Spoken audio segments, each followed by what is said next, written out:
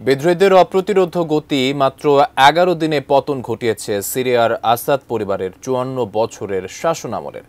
তাদের দ্রুতগতির অভিযান আসাদ তার মিত্র এবং বাকি বিশ্বকে অবাক করার পাশাপাশি সামনে এনেছেন নতুন একটি নাম, আবু মোহাম্মদ আল জুলানি, যাকে বলা হচ্ছে এই বিজয়ের মাস্টার মাইন্ড। কে এই আবু মোহাম্মদ আল জুলানি, জানাচ্ছেন ইমতিয়াজ আলম।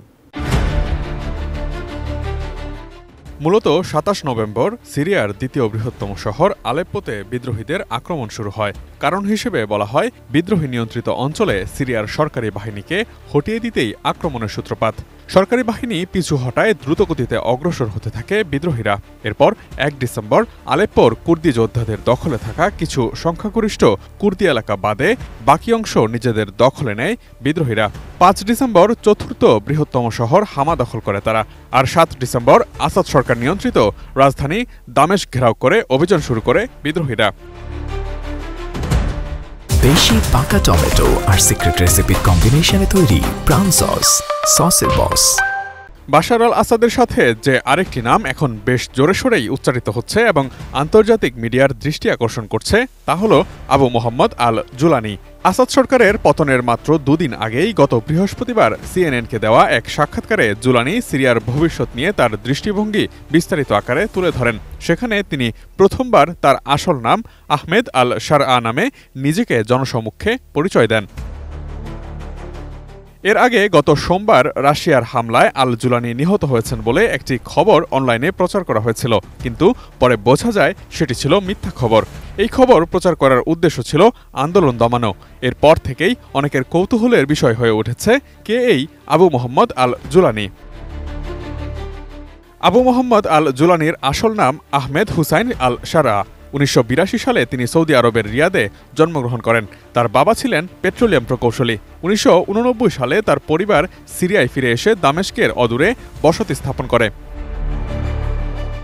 এরপর জুলানি কি করতেন তা জানা যায়নি। ২০০৩ সালে সিরিয়া থেকে ইরাকে এসে তিনি আল কায়দায় যোগ দেন।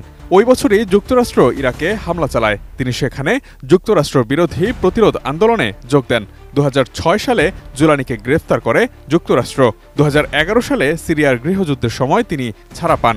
এরপর তার নেতৃত্বে সিরিয়ায় আল কায়দার শাখা প্রতিষ্ঠা করা হয়, যা আল নুসরা ফ্রন্ট নামে পরিচিত।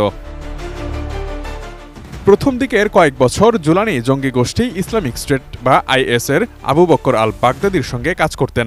২০১৩ সালের এপ্রিল মাসে বাগদাদি আকস্মিকভাবে আল কায়দার সঙ্গে সম্পর্কচ্ছেদের ঘোষণা দেন। এরপর জুলানি সিরিয়ায় নিজেদের তৎপরতা বৃদ্ধিতে মনোনিবেশ করেন।